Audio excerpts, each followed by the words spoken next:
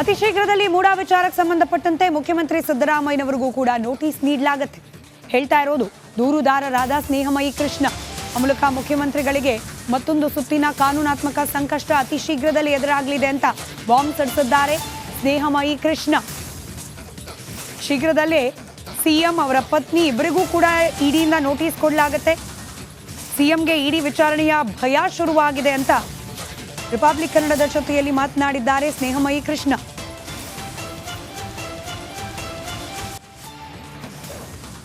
ಪ್ರಕರಣದ ವಿಚಾರವಾಗಿ ದೊಡ್ಡ ಮಟ್ಟದಲ್ಲಿ ಹೋರಾಟ ನಡೆಸ್ತಾ ಇರುವಂತಹ ಸ್ನೇಹಮಯಿ ಕೃಷ್ಣ ಅವರ ವಿರುದ್ಧ ಮೈಸೂರಿನ ದೇವರಾಜ ಪೊಲೀಸ್ ಠಾಣೆಯಲ್ಲಿ ಎಫ್ಐಆರ್ ದಾಖಲಾಗಿದೆ. ಈ ಒಂದು ಪ್ರಕರಣದ ವಿಚಾರವಾಗಿ ಈಗಾಗಲೇ ಸ್ಪಾಟ್ ಮಹಾಜರನ್ನು ಕೂಡ ಪೊಲೀಸರು ಮುಗಿಸಿದ್ದಾರೆ. ಈ ಪ್ರಕರಣದ ಬಗ್ಗೆ ಮಾತನಾಡೋದಕ್ಕೆ ದೂರದಾರಾಗಿರುವಂತಹ ಸ್ನೇಹಮಯಿ ಕೃಷ್ಣ ಅವರನ್ನು ಮಾತಾಡಿಸ್ತಾ ಹೋಗ್ತೀನಿ. ಸರ್, ನಿಮ್ಮ ವಿರುದ್ಧ ಲಕ್ಷ್ಮಣ್ ಅವರು ಎಫ್ಐಆರ್ ಮಾಡಿಸಿ, ಆದರೆ ದೂರದ ಕೊಟ್ಟರು ತಕ್ಷಣದಲ್ಲಿ ಒಂದೇ ದಿನಕ್ಕೆ ಎಫ್ಐಆರ್ ಕೂಡ ಆಗಿದೆ ಸರ್. ಏನು ಹೇಳ್ತೀರಾ ಸರ್ ಇದ್ರ ಬಗ್ಗೆ? ಸರ್, ನನಗೆ ಇತ್ತೀಚೆಗೆ ಯಾಕೆ ಅನುಮಾನ ಬರ್ತದೆ ಅಂದರೆ ಬಹುಶಃ ಲಕ್ಷ್ಮಣ್ ಅವರು ಸಿದ್ದರಾಮಯ್ಯ ವಿರುದ್ಧ ಸೇಟ್ ತೀರಿಸ್ಕೋಸ್ಕರ ಈ ಥರ ನನ್ನನ್ನು ಪ್ರಚೋದನೆ ಮಾಡುವಂಥ ಮತ್ತು ನನ್ನ ವಿರುದ್ಧ ಪ್ರಕರಣ ದಾಖಲು ಮಾಡುವ ಮೂಲಕ ಮತ್ತಷ್ಟು ತನಿಖೆ ನಡೆದು ಸಿದ್ದರಾಮಯ್ಯ ಅವರಿಗೆ ಪೂರಕವಾಗಿರ್ತಂಥ ನನ್ನ ಆರೋಪಕ್ಕೆ ಪೂರಕ ದಾಖಲಾತಿಗಳು ಮತ್ತಷ್ಟು ಹೊರಗೆ ಬರಲಿ ಅನ್ನೋ ಕಾರಣಕ್ಕೆ ಈ ರೀತಿ ಸುಳ್ಳು ಆರೋಪ ಮಾಡೋದು, ಸುಳ್ಳು ದೂರು ದಾಖಲು ಮಾಡೋದು ಕಂಡು ಬರ್ತಾ ಇದೆ. ಈಗ ನೋಡಿ, ಅವರು ದೂರು ಕೊಟ್ಟಿರೋದ್ರಿಂದ ಈ ವಿಚಾರಣೆಗೆ ಸಿದ್ದರಾಮಯ್ಯ ಮತ್ತು ಅವ್ರ ಪತ್ನಿಯೆಲ್ಲ ಹಾಜರಾಗಬೇಕಾಗುತ್ತೆ. ಏನು ನಾನು ಆರೋಪ ಮಾಡಿದ್ದೀನಿ ಅದು ನಿಜನೋ ಸುಳ್ಳು ಅಂತೇಳಿ ಅವ್ರು ಹೇಳಬೇಕು. ಯಾಕೆಂತೇಳಿದ್ರೆ ಸಿದ್ದರಾಮಯ್ಯರ ಪತ್ನಿ ಶ್ರೀಮತಿ ಪಾರ್ವತಿ ಪರವಾಗಿ ತಹಸೀಲ್ದಾರರು ಶುಲ್ಕ ದಾಖಲೆ ಪಾವತಿ ಮಾಡಿದ್ರೆ ನನ್ನ ಆರೋಪ ಆಗಿದೆ. ಅದು ಆರೋಪ ನಿಜನ ಸುಳ್ಳು ಅಂತ ಹೇಳಬೇಕಾದ್ರೆ ಪಾರ್ವತಿಯವರು ವಿಚಾರಣೆಗೆ ಹಾಜರಾಗಬೇಕಾಗುತ್ತೆ.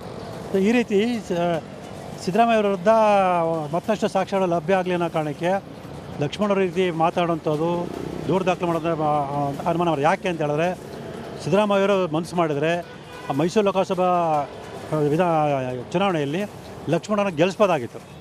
ಅವರು ಗೆಲ್ಲಿಸದೆ ಸೋಲಿಸೋದಕ್ಕೆ ಒಂದು ರೀತಿ ಕಾರಣರಾಗಿದ್ದಾರೆ ಅನ್ನೋ ಒಂದು ಸೇಡಿನ ಭಾವನೆ ಇಟ್ಕೊಂಡು ಲಕ್ಷ್ಮಣ ರೀತಿ ಮಾತಾಡಿದ್ರೆ ನನಗೆ ಯಾಕೋ ಅನುಮಾನ ಬರ್ತಾಯಿದೆ. ಇದು ದೂರು ದಾಖಲೆಯನ್ನು ನನಗೆ ಯಾವುದೇ ರೀತಿ ತೊಂದರೆ ಆಗಲ್ಲ. ತೊಂದರೆ ಆಗೋಂಥದ್ದು ಸಿದ್ದರಾಮಯ್ಯ ಮತ್ತು ಅವರ ಹೆಂಡತಿ ಪಾರ್ವತಿಯವರಿಗೆ. ಸರಿ, ಅವರು ದೂರಲ್ಲಿ ಭಾಳ ಸ್ಪಷ್ಟವಾಗಿ ಉಲ್ಲೇಖ ಮಾಡಿರುವಂಥದ್ದು ಸ್ನೇಹಮಯಿ ಕೃಷ್ಣ ಅವರು ಬ್ಲ್ಯಾಕ್ ಮೇಲ್ ಮಾಡ್ತಾ ಇದ್ದಾರೆ, ತನಿಖಾಧಿಕಾರಿಗಳನ್ನ ಎದುರಿಸುವಂಥ ಕೆಲಸವನ್ನು ಮಾಡ್ತಾ ಇದ್ದಾರೆ, ಪ್ರತಿನಿತ್ಯ ಇಲ್ಲೇ ಸಲ್ಲದ ಆರೋಪಗಳನ್ನ ಮಾಡ್ತಾ ಇದ್ದಾರೆ. ಏನು ಮುದ್ರಾಂಕ ಶುಲ್ಕವನ್ನು ಕಟ್ಬೋದು ಅನ್ನೋದು ಕಾನೂನಲ್ಲಿದೆ ಅಂತೇಳಿ ಒಂದಷ್ಟು ಡಾಕ್ಯುಮೆಂಟ್ಸ್ಗಳು ಕೂಡ ಅವರು ಕೊಟ್ಟಿರುವಂಥದ್ದು. ಸರ್, ಕಟ್ಬೋದು ಅಂತ ಇದೆ ಅಂತ ಎಲ್ಲೂ ಇಲ್ಲ ಸರ್. ಅವ್ರು ಸುಳ್ಳು ಹೇಳ್ತಾ ಇದ್ದಾರೆ. ಅವ್ರು ಏನು ಹೇಳಿದ್ರು ಕಾನೂನುಗಳು, ಅದನ್ನು ಕಾನೂನುಗಳನ್ನು ನೋಡಿದ್ದೀನಿ.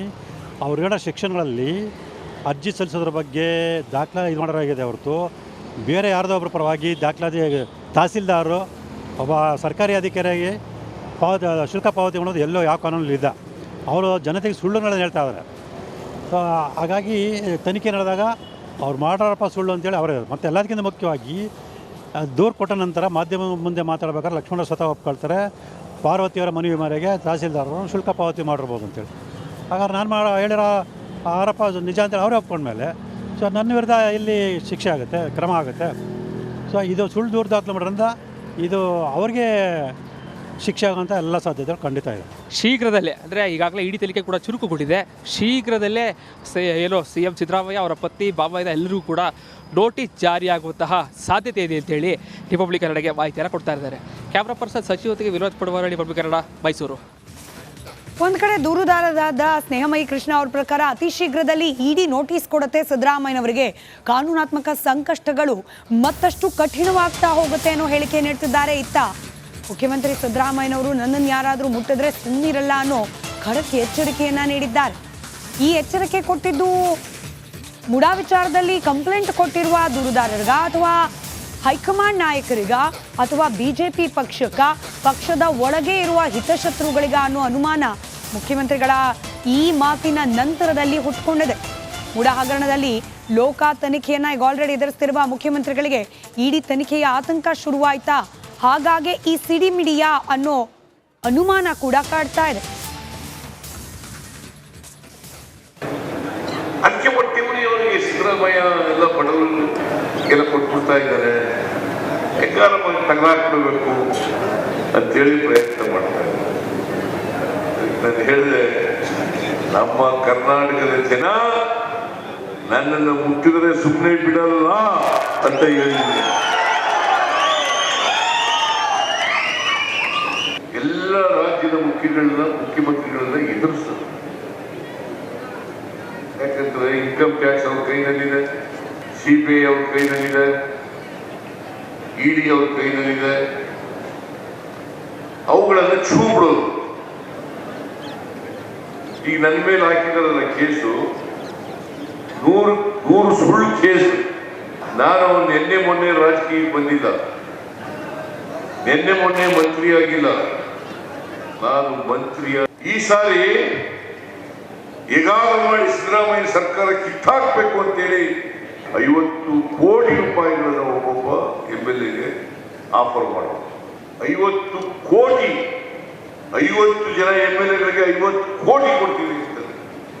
ಎಲ್ಲಿಂದ ಬರ್ತದೆ ಈ ದುಡ್ಡು? ಅತಿ ಶೀಘ್ರದಲ್ಲಿ ಮೂಡಾ ವಿಚಾರಕ್ಕೆ ಸಂಬಂಧಪಟ್ಟಂತೆ ಮುಖ್ಯಮಂತ್ರಿ ಸಿದ್ದರಾಮಯ್ಯನವರಿಗೂ ಕೂಡ ನೋಟಿಸ್ ನೀಡಲಾಗುತ್ತೆ. ಹೇಳ್ತಾ ಇರೋದು ದೂರುದಾರರಾದ ಸ್ನೇಹಮಯಿ ಕೃಷ್ಣ. ಆ ಮೂಲಕ ಮುಖ್ಯಮಂತ್ರಿಗಳಿಗೆ ಮತ್ತೊಂದು ಸುತ್ತಿನ ಕಾನೂನಾತ್ಮಕ ಸಂಕಷ್ಟ ಅತಿ ಶೀಘ್ರದಲ್ಲಿ ಎದುರಾಗಲಿದೆ ಅಂತ ಬಾಂಬ್ ಸಿಡಿಸಿದ್ದಾರೆ ಸ್ನೇಹಮಯಿ ಕೃಷ್ಣ. ಶೀಘ್ರದಲ್ಲೇ ಸಿಎಂ ಅವರ ಪತ್ನಿ ಇಬ್ಬರಿಗೂ ಕೂಡ ಇಡಿಯಿಂದ ನೋಟಿಸ್ ಕೊಡಲಾಗುತ್ತೆ. ಸಿಎಂಗೆ ಇಡಿ ವಿಚಾರಣೆಯ ಭಯ ಶುರುವಾಗಿದೆ ಅಂತ ರಿಪಬ್ಲಿಕ್ ಕನ್ನಡದ ಜೊತೆಯಲ್ಲಿ ಮಾತನಾಡಿದ್ದಾರೆ ಸ್ನೇಹಮಯಿ ಕೃಷ್ಣ.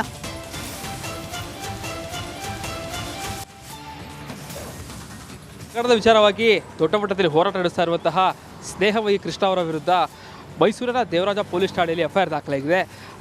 ಈ ಒಂದು ಪ್ರಕರಣದ ವಿಚಾರವಾಗಿ ಈಗಾಗಲೇ ಸ್ಪಾಟ್ ಮಹಾಜರನ್ನು ಕೂಡ ಪೊಲೀಸರು ಮುಗಿಸಿದ್ದಾರೆ. ಈ ಪ್ರಕರಣದ ಬಗ್ಗೆ ಮಾತನಾಡೋದಕ್ಕೆ ನಿಮಗೆ ದೂರದಾರಾಗಿರುವಂತಹ ಸ್ನೇಹಮಯಿ ಕೃಷ್ಣ ಅವರನ್ನು ಮಾತಾಡಿಸ್ತಾ ಹೋಗ್ತೀನಿ. ಸರ್, ನಿಮ್ಮ ವಿರುದ್ಧ ಲಕ್ಷ್ಮಣ ಅವರು FIR ಮಾಡಿಸಿ, ಆದರೆ ದೂರ ಕೊಟ್ಟರು ತಕ್ಷಣದಲ್ಲಿ ಒಂದೇ ದಿನಕ್ಕೆ FIR ಕೂಡ ಆಗಿದೆ ಸರ್. ಏನು ಹೇಳ್ತೀರಾ ಸರ್ ಇದ್ರ ಬಗ್ಗೆ? ಸರ್, ನನಗೆ ಇತ್ತೀಚೆಗೆ ಯಾಕೆ ಅನುಮಾನ ಬರ್ತಾ ಇದೆ ಅಂದರೆ, ಬಹುಶಃ ಲಕ್ಷ್ಮಣ ಅವರು ಸಿದ್ದರಾಮಯ್ಯ ವಿರುದ್ಧ ಸೇಟ್ ತೀರಿಸ್ಕೋಸ್ಕರ ಈ ಥರ ನನ್ನನ್ನು ಪ್ರಚೋದನೆ ಮಾಡುವಂಥ ಮತ್ತು ನನ್ನದ ಪ್ರಕರಣ ದಾಖಲು ಮಾಡುವ ಮೂಲಕ ಮತ್ತಷ್ಟು ತನಿಖೆ ನಡೆದು ಸಿದ್ದರಾಮಯ್ಯ ಅವರಿಗೆ ಪೂರಕವಾಗಿರ್ತಂಥ ನನ್ನ ಆರೋಪಕ್ಕೆ ಪೂರಕ ದಾಖಲಾತಿಗಳು ಮತ್ತಷ್ಟು ಹೊರಗೆ ಬರಲಿ ಅನ್ನೋ ಕಾರಣಕ್ಕೆ ಇಲ್ಲಿ ಸುಳ್ಳು ಆರೋಪ ಮಾಡೋದು, ಸುಳ್ಳು ದೂರು ದಾಖಲು ಮಾಡೋದು ಕಂಡು ಬರ್ತಾ ಇದೆ. ಈಗ ನೋಡಿ, ಅವರು ದೂರು ಕೊಟ್ಟಿರೋದ್ರಿಂದ ಈ ವಿಚಾರಣೆಗೆ ಸಿದ್ದರಾಮಯ್ಯ ಮತ್ತು ಅವ್ರ ಪತ್ನಿಯೆಲ್ಲ ಹಾಜರಾಗಬೇಕಾಗುತ್ತೆ. ಏನು ನಾನು ಆರೋಪ ಮಾಡಿದ್ದೀನಿ ಅದು ನಿಜನಾ ಸುಳ್ಳು ಅಂತೇಳಿ ಅವ್ರು ಹೇಳಬೇಕು. ಯಾಕೆಂತೇಳಿದ್ರೆ ಸಿದ್ದರಾಮಯ್ಯರ ಪತ್ನಿ ಶ್ರೀಮತಿ ಪಾರ್ವತಿ ಪರವಾಗಿ ತಹಸೀಲ್ದಾರರು ಶುಲ್ಕ ದಾಖಲೆ ಪಾವತಿ ಮಾಡಿದ್ರೆ ನನ್ನ ಆರೋಪ ಆಗಿದೆ. ಅದು ಆರೋಪ ನಿಜಾನ ಸುಳ್ಳು ಅಂತ ಹೇಳಬೇಕಾದ್ರೆ ಪಾರ್ವತಿಯವರು ವಿಚಾರಣೆಗೆ ಹಾಜರಾಗಬೇಕಾಗುತ್ತೆ. ಈ ರೀತಿ ಸಿದ್ದರಾಮಯ್ಯ ವಿರುದ್ಧ ಮತ್ತಷ್ಟು ಸಾಕ್ಷ್ಯಗಳು ಲಭ್ಯ ಆಗಲಿ ಅನ್ನೋ ಕಾರಣಕ್ಕೆ ಲಕ್ಷ್ಮಣರ ರೀತಿ ಮಾತಾಡೋಂಥದ್ದು, ದೂರು ದಾಖಲು ಮಾಡೋದು ಅನುಮಾನ ಅವರು. ಯಾಕೆ ಅಂತ ಹೇಳಿದ್ರೆ, ಸಿದ್ದರಾಮಯ್ಯವರು ಮನಸ್ಸು ಮಾಡಿದರೆ ಮೈಸೂರು ಲೋಕಸಭಾ ಚುನಾವಣೆಯಲ್ಲಿ ಲಕ್ಷ್ಮಣನ ಗೆಲ್ಲಿಸ್ಬೋದಾಗಿತ್ತು.